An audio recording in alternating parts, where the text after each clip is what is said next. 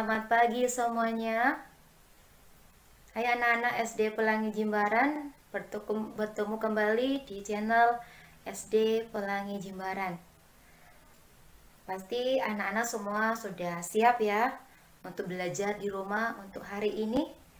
Dan sebelum kita mulakan pelajaran kita, ayo bukunya disiapkan dulu, buku tulis, pensil, dan alat-alat peralatan lainnya.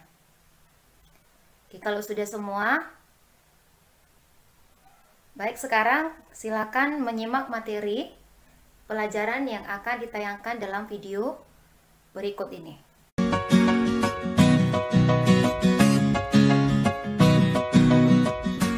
Halo, selamat pagi sayang. Bagaimana kabar kalian hari ini? Pastinya tentunya anak-anak ibu harus kabarnya sehat selalu.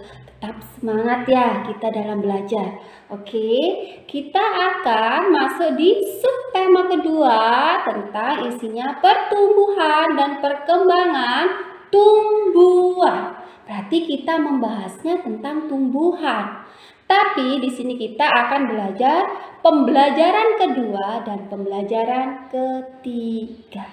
Oke, di pembelajaran kedua kita akan belajar tentang kegiatan yang menunjukkan persatuan di rumah.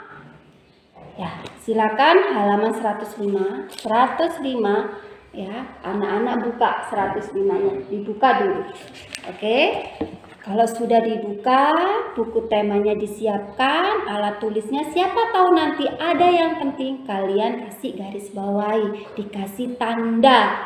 Supaya nanti kalau kita ulangan, kalau kita PTS, penilaian tengah semester, pastinya akan nanti ada penilaian tengah semester. Nah, itu pasti Ibu akan kasih soal seperti yang Ibu sudah jelaskan. Oke? Nah, di sini itu kita belajar tentang persatuan di rumah. Kenapa sih Bu kita bahas yang di rumah? Kenapa Bu? Karena waktu kita paling banyak itu di rumah. Di rumah, awal di rumah kalian harus bagaimana cara kalian bertingkah laku yang baik. Di sekolah sudah diajarin, di rumah dipraktekin, ke orang tua juga, ke kakak. Ya, di sini tapi kita tentang kerjasama di rumah, kegiatan di rumah yang mencakup tentang anggota keluarga di rumah. Ingat, di rumah. Ya. Kalian bisa pahami bacaan kegiatan yang menunjukkan persatuan di rumah. Di situ ada 3. Bekerja bakti membersihkan lingkungan rumah. Tetap kita bersama anggota keluarga yang lain, kita bersama-sama gotong royong membersihkan rumah, lingkungan rumah kita. Apa yang ada di lingkungan rumah kita, semuanya yang ada di lingkungan rumah kita harus saling gotong royong. Kita harus saling tolong menolong membersihkan apa yang ada di rumah kita. Dan yang kedua, musyawarah menyelesaikan masalah keluarga. Kita bisa duduk bersama, apa masalah yang ada di keluarga. Karena keluarga itu tempatnya kita bercerita. Karena keluarga itu yang akan membuat kita nyaman. Keluarga itu sangat penting. Maka dari itu kalian harus nurut sama kedua orang tua kalian. Dan apa yang dikata kakak kalian. Itu kuncinya. Musyawarah dibicarakan bagaimana solusinya, mencari solusi terbaik kalau ada masalah. Dan yang ketiga, bekerja sama merawat tanaman. Pasti kalau hari libur, waktunya libur sekolah, anak-anak juga pastinya membantu orang tua, membantu ayah, untuk membersihkan halaman depan, membersihkan rumput-rumput yang ada di tanaman atau menanam tanaman. Kegiatan itu menumbuhkan rasa eratnya persaudaraan, persatuan yang ada di rumah. Kasih sayangnya terbentuk antara yang satu dan yang lainnya, saling keterikatan. Itu tujuannya, itu hal-halnya. Tujuan melakukan kegiatan bersama di rumah itu yang kita cari. Kekeluargaan, rasa kekeluargaan kita. Nah, selama ini orang tua bekerja sampai larut malam, di waktu libur bisa menyempatkan itu. Anak pun juga gitu, harus ada namanya kalian tahu, rasa kasihan ke orang tua. Dari situ anak-anak akan menghormati, tahu betapa orang tua kita bekerja keras untuk kita. Tahu, anak-anak akan menghargai itu. Jadi cara bicaranya pun harus dijaga sama orang tua. Itu poinnya, Nak. Dan yang ketiga, di sini melakukan manfaat hidup bersatu di lingkungan rumah. Manfaatnya, Ibu sudah jelaskan. Terjalin kerukunan antar anggota keluarga. Pasti, karena komunikasi yang baik. Dijaga pekerjaannya apa saja dibagi. Kalau sudah selesai saling membantu. Jadi terjalin kerukunan. Adanya kerukunan yang baik.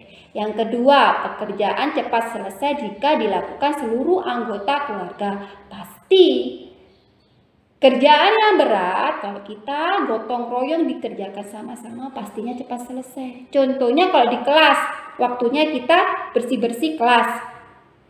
Semua kita, bu guru juga gotong royong bersihin kelas. Ya, ditempeli hiasan kelasnya, disapu yang bersih kelasnya. Kelas dengan waktu tidak lama semuanya sudah bersih. Karena apa? Kita membagi tugasnya. Sama-sama ikut bekerja. Dan 3, lingkungan rumah menjadi nyaman. Pasti lingkungan rumah menjadi nyaman itu pasti kita cari. Ya sayang ya. Harus anak-anak juga harus menjaga lingkungan rumahnya agar tetap nyaman. Dan di pembelajaran ketiga kita belajar tentang kebutuhan pertumbuhan dan perkembangan tanaman. Halaman 108. Kita belajar tentang perkembangan dan pertumbuhan tanamannya. Sekarang di bacaan itu tanaman apel. Tanaman apel pastinya untuk dia tumbuh, dia pasti akan membutuhkan air, zat hara, oksigen, dan karbon dioksida untuk tetap bertahan hidup. Dan tanaman apel menggunakan stomata untuk bernapas dan juga lentisel. Akar tanaman bergerak menuju sumber air. Batang tanaman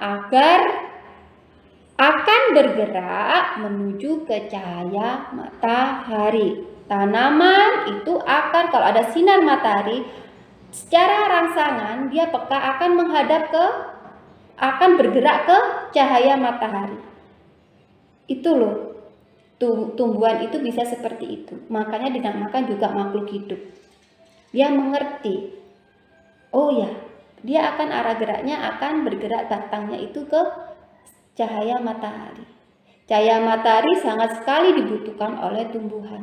Bukan saja oleh manusia, tumbuhan juga memerlukan cahaya matahari. Dari situ anak-anak bisa digambar 4.6 pertumbuhan dan perkembangan tanaman apel, halaman 108. Dimulai dari tunas, bakal buahnya, terus dia bertunas, jadi tumbuhan kecil, tumbuhan muda, terus dia akan besar, menjadi tumbuhan besar. Tumbuhan yang akan menghasilkan buah. Itu urutannya. Sama kan dengan kita manusia? Sama, perlu proses. Perlu juga asupan. Asupannya dari mana tumbuhan? Air, zat hara, pupuk. Terus oksigen dan karbon dioksida untuk bertahan hidup. Kalau tumbuhan itu fotosintesis, kalau melakukan fotosintesis akan menghasilkan oksigen yang diperlukan oleh manusia. Manusia mengeluarkan karbon dioksida, karbon dioksidanya itu dibutuhkan oleh tumbuhan untuk melakukan proses fotosintesisnya. Jadi manusia dan tumbuhan itu bisa dikatakan dengan simbiosis mutualisme. Itu hanya menambah wawasan saja, Ibu kasih itu. Karena saling menguntungkan. Kita membutuhkan oksigen untuk bernapas. Tumbuhan membutuhkan karbon dioksida untuk melakukan fotosintesis. Fotosintesis diperlukan oleh tumbuhan untuk membuat makanan. Biar dia juga hidup, bisa hidup. Makanan itu untuk apa? Ya untuk pertumbuhan dan perkembangan tumbuhan. Alurnya sama yang seperti Ibu jelaskan tentang pertumbuhan dan perkembangan manusia. Ingat, tematik itu berkesinambungan, tidak saling lepas, utuh, saling keterkaitan satu sama lain. Itu belajar tematik. Maka dari itu, Ibu menjelaskan satu persatu. Sama dengan manusia, tumbuhan juga membutuhkan karbon dioksida dari kita manusia. Untuk apa sih, Bu? Karbon dioksida itu, karbon dioksida kan itu racun. Ya, benar jawaban kalian. Karbon dioksida itu memang racun. Tapi untuk tumbuhan itu diperlukan untuk fotosintesis. Ya kan? Kita sama. Untuk apa, Bu, dia harus melakukan fotosintesis? Ya untuk pertumbuhan dan perkembangan tumbuhan itu sendiri. Itu elemennya. Itu yang sangat penting. Nah, itu tadi sekian dari penjelasan Ibu tentang pertumbuhan dan perkembangan tanaman. Jadi, anak-anak harus tetap semangat dalam belajarnya dan terus belajar, terus banyak membaca supaya anak-anak banyak wawasan dari apa yang kalian baca. Ya sayang ya, tetap semangat, selamat pagi, sampai jumpa. Nah, bagaimana anak-anak hari ini? Sudah menyimak pembelajaran untuk hari ini? Semoga semuanya bisa dipahami ya. Dan jikalau masih ada yang belum dipahami, silakan diputar ulang di channel SD Pelangi Jimbaran. Terima kasih, sampai jumpa di video pembelajaran berikutnya ya. Tetap semangat, dadah.